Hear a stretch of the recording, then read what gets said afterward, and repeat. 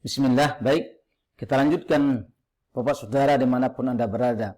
Allah Subhanahu wa Ta'ala berfirman dalam surat Al-An'am ayat 101.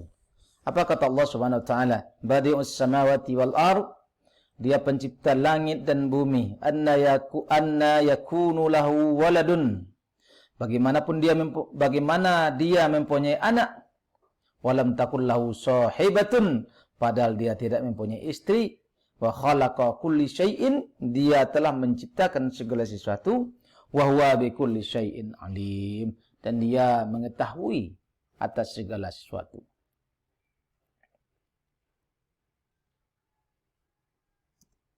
Kemudian di dalam surah Al-An'am ayat 102 Allah berfirman, "Dzalikumullah Rabbukum la ilaha illahu."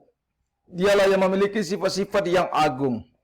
Yang demikian itu ialah Allah, Tuhan kamu. Tidak ada Tuhan selain Dia. Khaliqu kulli syai'in. Dialah sang pencipta segala sesuatu. Fa'buduhu, maka beribadahlah kepadanya. Wa huwa ala kulli syai'in wakil. Dia Maha kuasa, Maha pemelihara atas segala sesuatu. Jadi Allah Subhanahu wa Ta'ala menjelaskan kepada kita, Dialah yang menciptakan segala yang ada ini. Ya. Apa yang ada di alam semesta ini, baik kecil maupun yang besar, dari halus sampai yang maha besar, sampai yang paling besar, sampai alam semesta jagat raya yang begitu besar ini, Allah Subhanahu wa Ta'ala yang menciptakan. Nah, sekarang kita perhatikan bagaimana kita memahami hakikat kehidupan.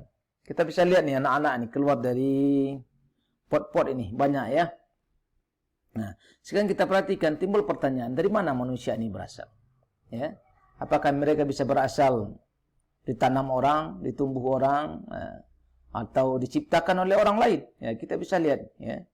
Nah, timbul pertanyaan, dari mana manusia berasal? Ketika orang bertanya dari mana manusia berasal, maka di tengah-tengah umat manusia ini, ya, timbul berbagai macam jawaban. Ya. Maka ini hakikat, kita memang hakikat kehidupan. Ya, ketika orang bertanya, Anda dari mana? Dari mana Anda berasal? Ya. Maka ada yang mengatakan begini, saya hadir dengan sendirinya. Apa ada begitu? Kalau kita belajar biologi dulu ketika SMP, ada namanya teori generasi spontanea. Ya, teori asal-muasal makhluk hidup. Mereka mengatakan bahwa makhluk hidup itu terjadi dengan sendirinya. Ini teori dari Aristoteles.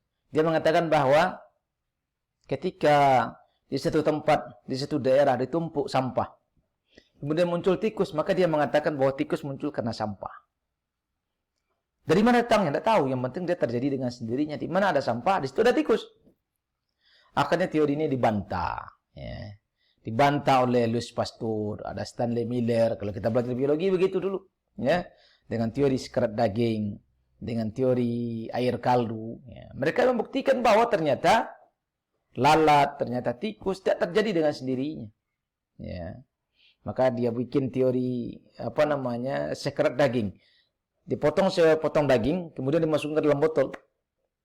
Nah, satu di botolnya dibuka, satu botolnya ditutup kain kasa, satu ditutup rapat. Ternyata yang terbuka banyak lalatnya, banyak ulatnya. Yang tertutup kain kasa sedikit ulatnya. Dan yang tertutup rapat tidak ada ulatnya. Ini menunjukkan bahwa ulat itu tidak terjadi karena daging. Tapi ada makhluk yang dari luar mengantarkan telurnya ke sana sehingga dia menjadi makhluk. Jadi begitu juga pertanyaan kita. Bagaimana dengan manusia? Dengan kita, apakah terjadi dengan sendirinya? Kita harus mampu menjawab itu. Ya. Ada yang mengatakan kami dilahirkan oleh ibu.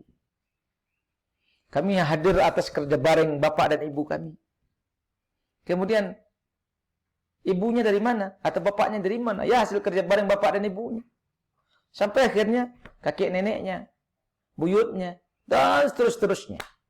Ya. Tapi ada juga yang mengatakan begini, ya, bahwa manusia ini berasal dari monyet. Apakah Anda pernah mendengar teori ini?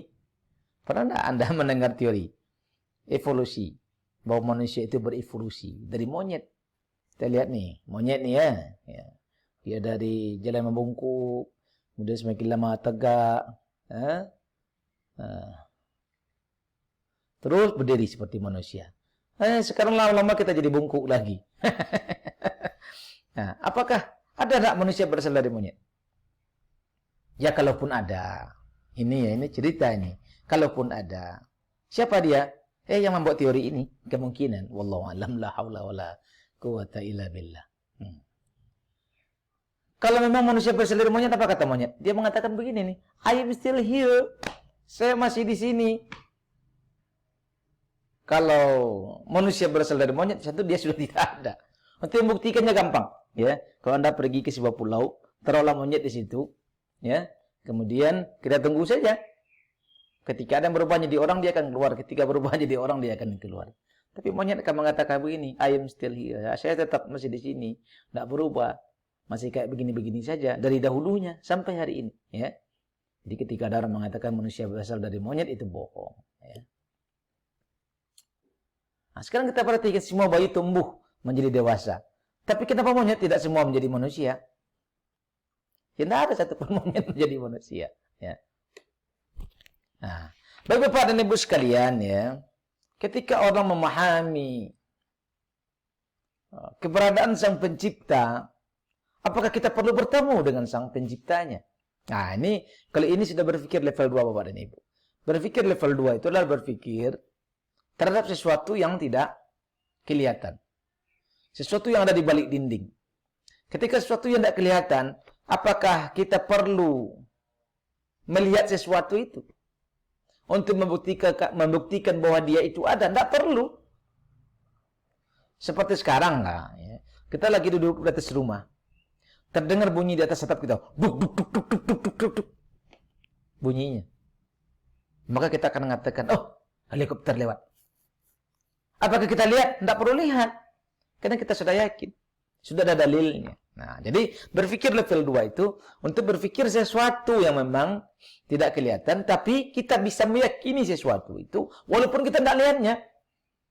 Nah, contoh begini. Ketika orang Badui pernah ditanya dulu, bagaimana Anda beriman kepada Tuhan? Bagaimana Anda beriman kepada Allah? Apa jawabannya? Ini jawaban. Dia mengatakan, tai onta itu menunjukkan adanya onta. Bekas tapak kaki ini, kayak gini, menunjukkan ada orang yang berjalan. Tidak mungkin tapak kaki yang ada di gurun, kalau kita pergi daerah gurun Timur Tengah itu, di atas pasir, tidak mungkin dia terjadi dengan sendirinya. Di ketika ada tapak kaki, pasti ada orang berjalan. Ketika ada tai onta, pasti ada onta yang lewat. Walaupun kita tidak lihat ontanya. Walaupun kita tidak lihat orang, kita bisa meyakini itu. Nah, begitu juga dengan keberadaan Allah Subhanahu wa Ta'ala. Walaupun kita tidak melihat Allah, tidak akan mampu kita melihat Allah Subhanahu wa Ta'ala.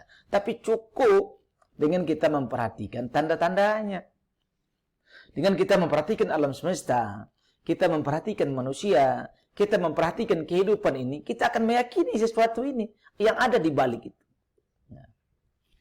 Jadi membuktikan tidak adanya pencipta jauh lebih sulit dibandingkan membuktikan adanya pencipta. Nah, jadi ketika alam semesta yang begitu luas ini dengan segala keteraturannya ini, pasti kita mengatakan ada yang ngaturnya. Tidak mungkin tidak ada yang ngaturnya. Nah, lebih gampang kita membuktikan bahwa segala sesuatu ada yang ngaturnya daripada kita meyakinkan bahwa tidak ada yang ngatur. Seperti batu ini, ya. Ketika kita lihat batu, ya, batu yang ini, ya. Melihat batu yang ini, Bapak dan Ibu sekalian, ya. Ketika kita ada tersusun batu seperti ini, maka membuktikan ada yang nyusun itu lebih mudah daripada membuktikan tidak ada yang nyusun. Ya, itu maksudnya. Ya. Oke. Jadi kalau begitu, ateisme tertolak. Karena dia tidak meyakini adanya Sang Pencipta. Padahal ciri-ciri Sang Pencipta ini sudah begitu gamblang, ya, di tengah-tengah alam semesta manusia dan kehidupan.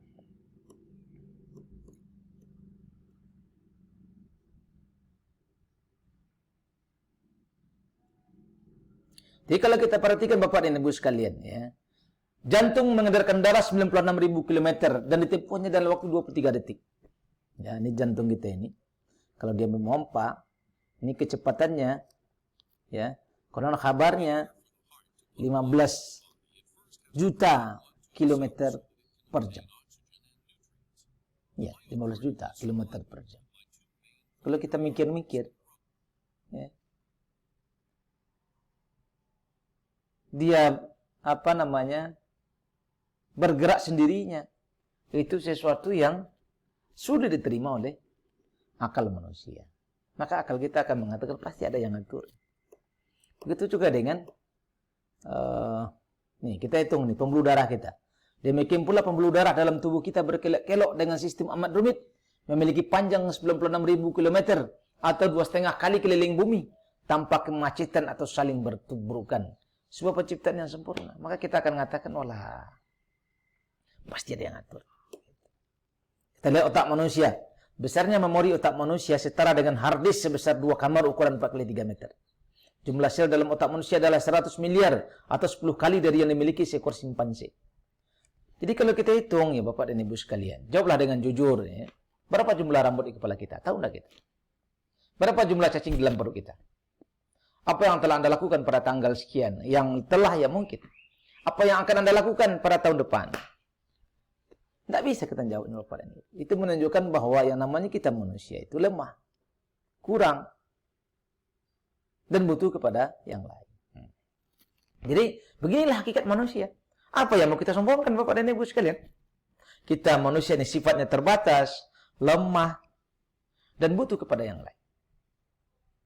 Jadi ketika kita memahami, meyakini bahwa kita ini terbatas, lemah, dan butuh kepada yang lain itu, menunjukkan bahwa ada sesuatu yang tidak terbatas. Ada sesuatu yang tidak lemah. Ada sesuatu yang tidak butuh kepada yang lain. Begitu juga tadi dengan alam semesta. Alam semesta yang begitu luas itu pun terbatas. Contoh, umpamanya kita punya biji tanaman, tidak mungkin biji itu tumbuh dengan sendirinya. Maka dia butuh kepada yang lain.